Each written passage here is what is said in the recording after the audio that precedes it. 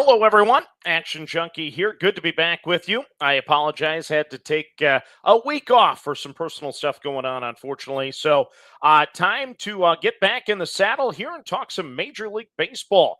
We have a nice docket of games on tap here for Monday, one afternoon baseball game. So, I can't wait to get to that. So, once again, I haven't made a bet here at Major League Baseball in a while. Last bet I made was back on March the 27th with the Arizona Diamondbacks. They lost, a 5-4 heartbreaker to the Dodgers. But we'll go through the card here and hopefully identify some value for the games on Monday, starting with the Chicago Cubs taking on the Tampa Bay Rays. We're back in the Trop in Florida. Everything's repaired and good to go. One of my favorite pitchers from the old days anyway, Mr. Shane McClanahan is on the bump today for Tampa Bay and is going to be Jameson Tyone on the bump for the Cubbies. Both teams are 4-5 on the season. And again, what I look at is the numbers from Fangraphs, ESPN, and Team Rankings, seeing who they have favored in the game, and then taking a look at, once again, the implied probability based on those numbers. So as we see with this particular game, ESPN and Team Rankings, they like the Chicago Cubs. Fangraphs, they like the home team, the Tampa Bay Rays, which puts this game in a tough spot for me to likely have any action. I don't think anything's going to change here, and I'm going to end up with a no play on this game. But the implied odds have the Rays at a -109. Best price for Tampa Bay right now is at -105. So that actually is favorable. Meanwhile, for the Cubs, implied odds of a +109. Best value on the board for them right now is a -106. So I know I won't be on the Cubs side. I could end up betting the Rays here, but more than likely this will be a no play game for me between the Cubs and the Rays. Next up on the card, we have the Kansas City Royals traveling to the Cleveland Guardians. Guardians off to a solid start. They're 6-4 on the season. A lot of optimism for Kansas City. They're 4-5 on the year. It's Michael Wacha on the bump for Kansas City. And then you got Tanner Bybee on the hill for the Guardians. And when we take a look at the numbers here, implied odds have Cleveland at a -113, Kansas City at a +113. Right now, the best play on the board is Kansas City at even money. And you see that Cleveland currently at a -115. So nothing of value for me to play or touch yet on that game. Could be a nice nerfy opportunity between those two, potentially anyway. 45-degree weather doesn't lead to a lot of great hitting opportunities. Total posted at 7.5, but right now, no play for me between Kansas City and Cleveland. Next up on the card, this is one that I am playing and have already played. It's the San Diego Padres at the Pittsburgh Pirates. You see ESPN favors Pittsburgh heavily here, 70.5%. The average of the three sites that I look at, again, puts it at 61.53%. So the implied odds in this game is at a -160. And even taking the worst odds on the Pirates, which is the team rankings number at 55.6%. That puts that at -125. So this was a play for me at a -117 number. If it posted that way, I ended up getting a -113 on Pittsburgh. So I'm going to back Mr. Chandler, Bubba Chandler, on the bump for Pittsburgh. He had some control issues in his first start. Hopefully he'll correct that this time around. So once again, I'll be on Pittsburgh here at the -113.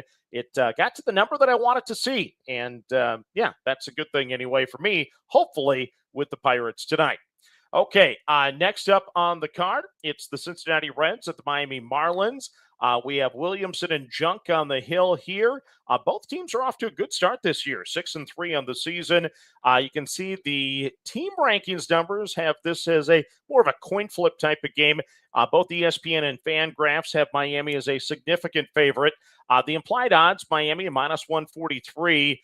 Best odds on the board right now at a -113 on the Marlins. That's pretty good value there. I'm willing to play it at a +101. And podcast version, I guess I did play it at -113. It was my second best play on the board. Cincinnati, implied odds +143. Their best value on the board right now, our best price on the board is a +105. So this is another spot where I'm actually going to be able to back a favorite, getting a little bit of a discounted price there. So I'll be on the Marlins in this game against the Reds. Next up, it is the Milwaukee Brewers and the Boston Red Sox. Red Sox off to a tough start, of course, 2-7 on the season. Brian Bayo will be on the hill for Boston. Probably a good bounce back spot, I would think, here for Boston. We'll find out. When you take a look at the computer numbers, Fangraphs gives Boston the advantage. ESPN and team rankings give the Brew Crew the advantage. So that gives implied odds of a minus 135 to Milwaukee. Their best price on the board right now is a minus 108. Definitely a no play there. Meanwhile, for Boston, I'd love to get plus money. Right now, minus 102 is the best number out there. So no play on that one between the Brew Crew and the Red Sox. If I had to do a gut play here, though, I do like Boston, but unofficial play here for this show. Next up, it's the St. Louis Cardinals taking on the Washington Nationals. And this is another one where we see a little bit of a discrepancy between the computer metrics, somewhat of a coin flip game to begin with. Fangraphs gives a slight edge to St. Louis. Meanwhile, ESPN and team rankings give the slight edge to the Nationals. That gives us implied odds on Washington at minus 108. Best price out there right now is right on that number to minus 108. Meanwhile, for St. Louis, implied odds, once again, plus 108. Best price of minus 106 out there. So I don't anticipate I'm going to be on St. Louis, and I don't think the price is going to get to where I need to be on Washington unless something potentially posts with the lineups that may flip that. But no play for me likely between St. Louis and Washington on Monday.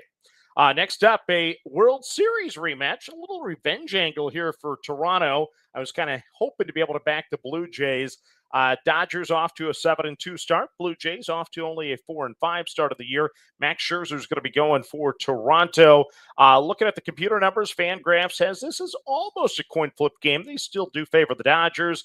ESPN heavy to the Dodgers. Team rankings a little heavier to the Dodgers as well, putting the implied odds of Dodger Blue at a minus 139 on the road.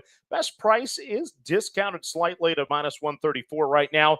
Meanwhile, for the Blue Jays, plus 139 is the implied odds. Best price out there, plus 120.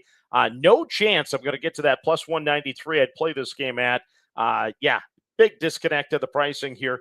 One of the few times you're actually going to see the Dodgers, or that I've seen the Dodgers anyway, this year at a price lower than the implied odds. But it is against the Blue Jays. And for those that like the revenge type of angle, World Series rematch, maybe I think the Blue Jays will pull this one out.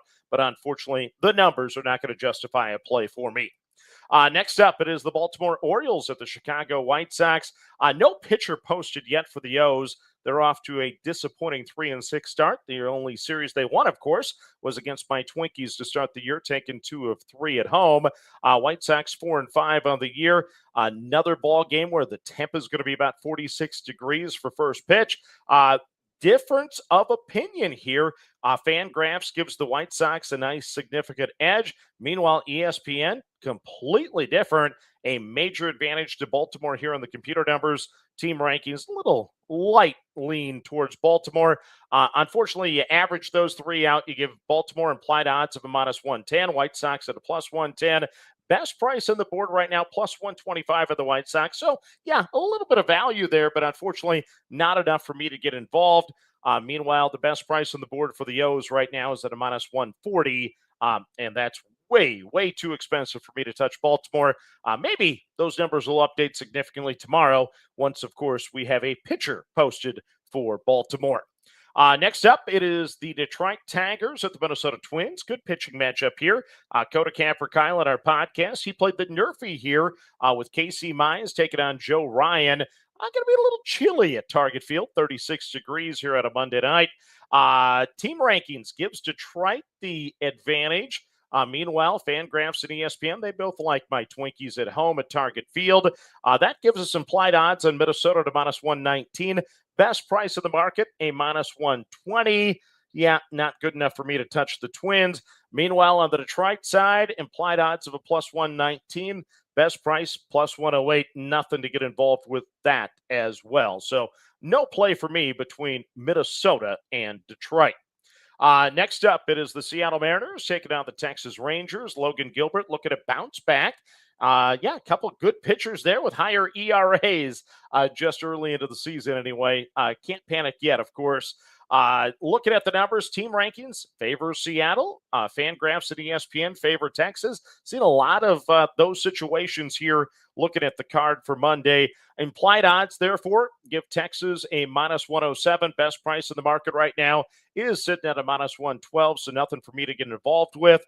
Meanwhile, for Seattle, +105. It could potentially get better than their implied odds, but I really need to get this thing closer to a +140 to touch, so I don't anticipate I'll be getting involved with Seattle. But we'll find out here. And yeah, things can dance, of course, when the numbers get moving. But with Gilbert on the hill, I don't expect they'll move enough for me to be able to back Seattle. Next up, it's the Houston Astros taking on the Colorado Rockies. The Stros off to a 6-4 start. Rockies once again struggling like they have in recent years at 3-6 in the season. Brown against Feltner of the bump. Fangraphs doesn't like Houston by as much as I would have expected. ESPN heavily weighted towards Houston. Team rankings 58.1% odds of Houston winning this game. Gives us implied odds on this one of a -150 out of Houston.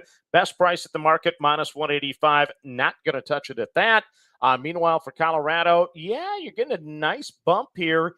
+150 implied odds. You can get a +189 out there. But unfortunately, what I like to do is I look at the lowest odds, and because Fangraphs has this game being much more competitive in their projection model, that means I can't really touch this one according to what I like to play until I reach a +237.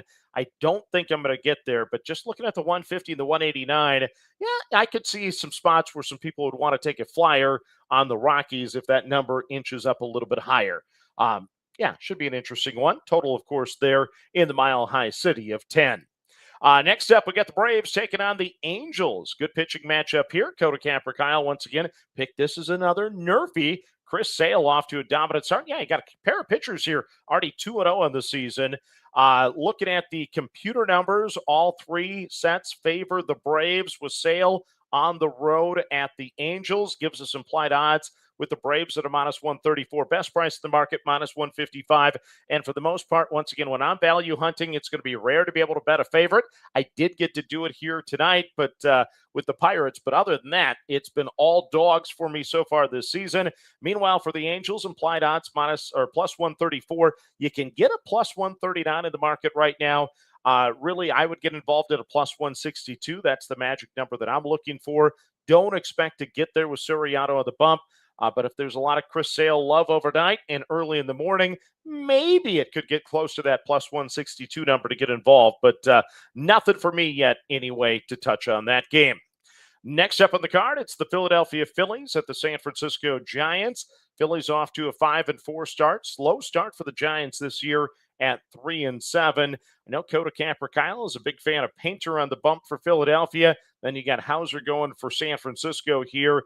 Once again, we got a discrepancy between the three computer numbers. Team rankings likes the Philadelphia Phillies here today. Meanwhile, Fangraphs and ESPN going to favor San Francisco. That gives me implied odds on San Francisco at a -107. Best price in the market right now is even money at the +100. So yes, I could see potentially getting involved there, but I needed to really get to a +119 for me to touch San Francisco. Meanwhile, for the Phillies, yeah, -112 when the implied odds are a +107. Don't expect to be able to touch Philadelphia in that particular baseball game. And these numbers will settle in, I think, over the course of time this year. But right now, definitely seeing a little bit of conflicting numbers out there. And that is it, huh? That's all of our baseball games. I didn't realize we went that fast today, but yes, I guess that's the full card of Major League Baseball for today on Monday. So the only play for me officially, once again, on this show is going to be the Pittsburgh Pirates at the -113 against the San Diego Padres. That's the one that I got to the computer number that I wanted to get to. Hopefully, I'll end up with a few more plays as the day goes on here on Monday. But yeah, it should be a fun day in Major League Baseball. And don't forget, you have an afternoon game, Cubs and Rays, and it's not at Wrigley either. It's at the Trop for the season opener, the home opener for Tampa Bay there. So enjoy the games here on Monday. Good luck, everyone.